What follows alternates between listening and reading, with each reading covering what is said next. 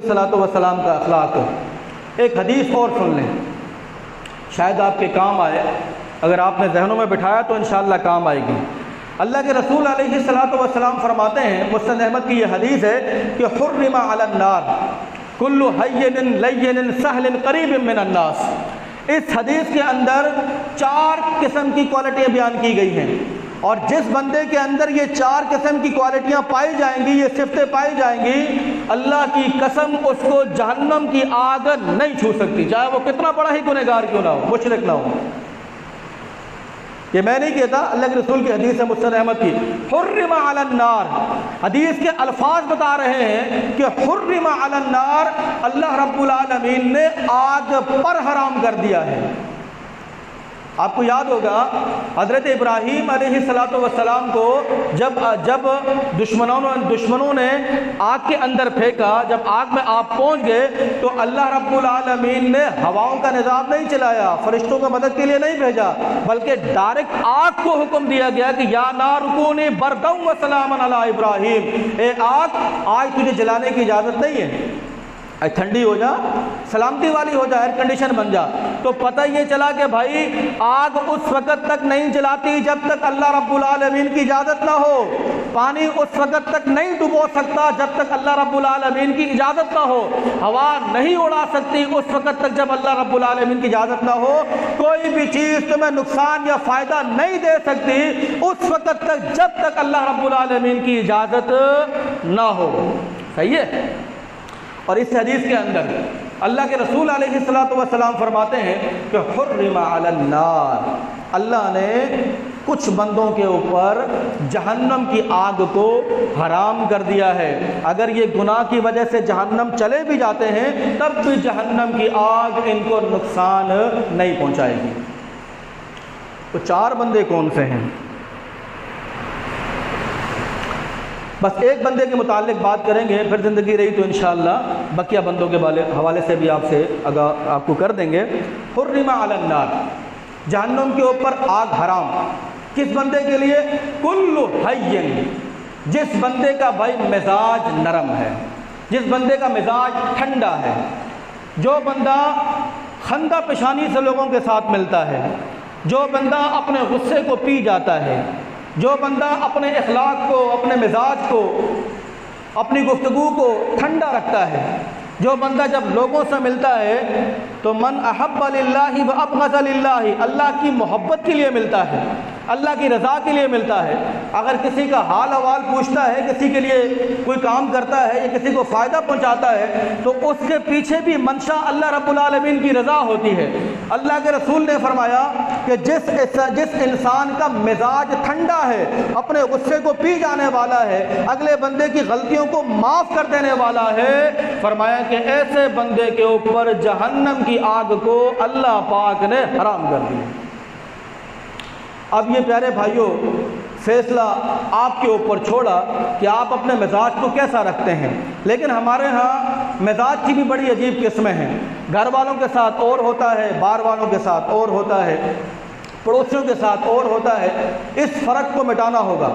हम जब कभी कभार बसों में सफ़र करते हैं, कोई लेडीज़ आ जाती है तो हम जगह छोड़ देते हैं उसके एहतराम के लिए कि चलें ये खातून है, ये यहाँ पर बैठ जाएं। तो भाई यही अमल हम अपनी बहन के साथ क्यों नहीं करते, अपनी बीवी के साथ क्यों नहीं करते, अपनी खाला के साथ क्यों नहीं करते, फूफी के साथ क्यों नहीं करते? क्या उस औरत में और इस औरत में फ़र्क है? जब हम बाहर किसी से मिलते हैं तो बड़े खंदा पेशानी के साथ मिलते हैं, उसकी तबीयत पूछते हैं, मिजाज पूछते हैं, जितना हो सके हम उससे ताउन करते हैं। तो भाई यही ताउन, यही पूछना तुम अपने घर वालों के साथ क्यों नहीं करते हो?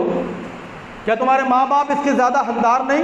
क्या तुम्हारी खाला इस बात की ज़्यादा हकदार नहीं? क्या फूफी ज़्यादा हकदार नहीं? क्या बीवी ज़्यादा हकदार नहीं? क्या तुम्हारी बहन बेटी इस बात की ज़्यादा हकदार नहीं कि उनसे पूछा जाए कि भाई तुम लोगों की तबीयत कैसी है, किसी चीज़ की ज़रूरत तो नहीं है, तुम लोग किस हाल में हो? और बाहर का जो मामला है, जो बस का मामला है या पड़ोसियों का मामला है या मोहल्ले का मामला है, इसकी पूछ तो बाद में की जाएगी। सबसे पहले तो ये पूछा जाएगा कि भाई ये बंदा अपने बच्चों के साथ कैसा था, अपनी बीवी बच्चों के साथ कैसा था। अल्लाह के रसूल अलैहिस्सलातु वस्सलाम की हदीस है, फरमाया कि तुम में सबसे बेहतरीन आदमी वो है, सबसे अच्छा आदमी वो है, सबसे खूबसूरत आदमी वो है कि जो अपने घर वालों के हक में बेहतर हो। बाहरों को छोड़ो, جو اپنے گھر والوں کے حق میں بہتر ہو، جس کے گھر میں داخل ہونے کے بعد اس کی بیوی کے ماتھے پر شکم نہیں بلکہ چہرے پر مسکراہٹ آ جاتی ہے، یہ سب سے بہترین آدمی ہے۔ جس کے گھر میں آ جانے کے بعد بچے کھل اٹھتے ہیں کہ ہمارا بابا گھر میں آ چکا ہے، یہ بہترین آدمی ہے۔ کا سب سے بہترین آدمی وہ ہے کہ جو اپنے اہل و عیال کے لیے، اپنے گھر والوں کے لیے سب سے اچھا ہے، اور اہل و عیال کے اندر جو سب سے زیادہ حق رکھتا ہے وہ آپ کے ماں اور باپ ہیں، آپ کے امی ابو ہیں۔ یہ وہ کرنیں تھی کہ جو جناب محمد الرسول اللہ صلی اللہ علیہ وسلم کی سیرت سے ہمیں ملتی ہیں۔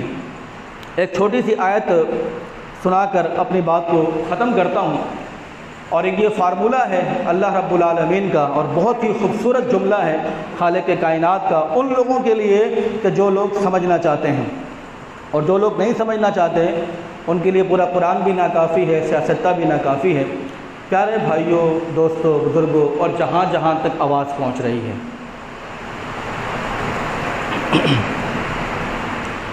اگر کسی کو اپنا بنانا ہے، چاہے وہ کوئی بھی ہو، کسی کے دل میں اگر جگہ بنانی ہے، چاہے وہ کوئی بھی ہو، اس کا فارمولہ اللہ پاک نے قرآن مجید کے اندر بیان کیا ہے۔ وہ کس طرح؟ قرآن کہتا ہے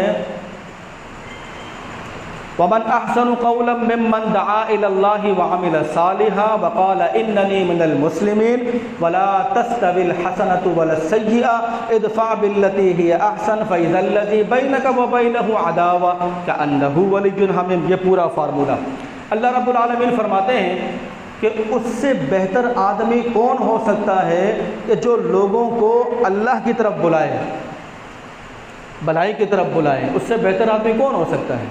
کوئی نہیں ہے۔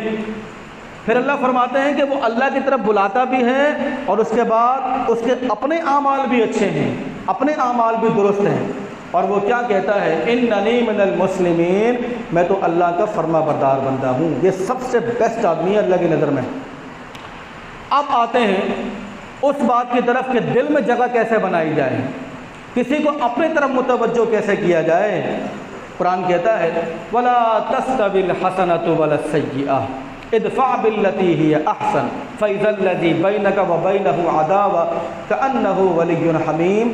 اگر آپ چاہتے ہو کہ لوگ آپ سے محبت کریں تو لوگوں کو معاف کرنا شروع کر دو، لوگوں کی غلطیوں کو بھول جانا شروع کر دو، لوگوں کی برائیوں کو، ان کی باتوں کو، ان کے چال چلن کو، ان کے حسد کو، ان کے پلان کو اپنی اچھائی کے ذریعے سے کاٹنا شروع کر دو۔ وہ اگر آپ کو گالی دیتا ہے، بدلے میں آپ اس کو دعائے خیر عطا فرماؤ۔ اگر وہ آپ سے دور بھاگتا ہے، ناچاکی کرتا ہے، آپ پہل کریں کہ میں کسی طریقے سے اپنے اس مسلمان بھائی سے اس کو اپنے لیے راضی کر لوں۔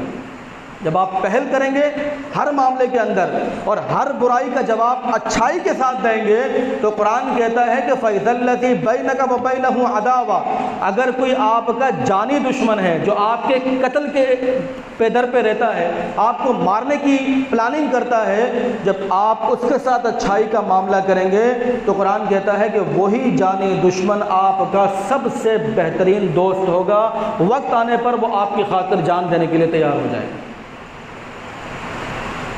لیکن یہ فارمولہ بہت مشکل ہے بھائی، ہر بندے کی بس کی بات نہیں ہے کہ برائی کا بدلہ اچھائی کے ساتھ دیا جائے، اگلا بندہ غصہ کرے اور ہم خاموش رہیں۔ نہیں، ایسا نہیں ہے، بلکہ بہت مشکل ہے، لیکن دنیا کے اندر کوئی چیز ناممکن نہیں ہے، ہر چیز جو ہے وہ ممکن ہے اگر ہم دل جوئی کے ساتھ اللہ کے رسول علیہ الصلوۃ والسلام کی سیرت کا مطالعہ کرتے ہیں تو یقین جانیے اللہ کے رسول نے ایسی ایسی باتیں ہمیں قرآن کے ذریعے سے بتائی ہیں، اگر انسان اس پر عمل پیرا ہو جائے تو اس کے لیے کوئی مشکل نہیں، اس کے لیے کوئی پریشانی والی بات نہیں ہے۔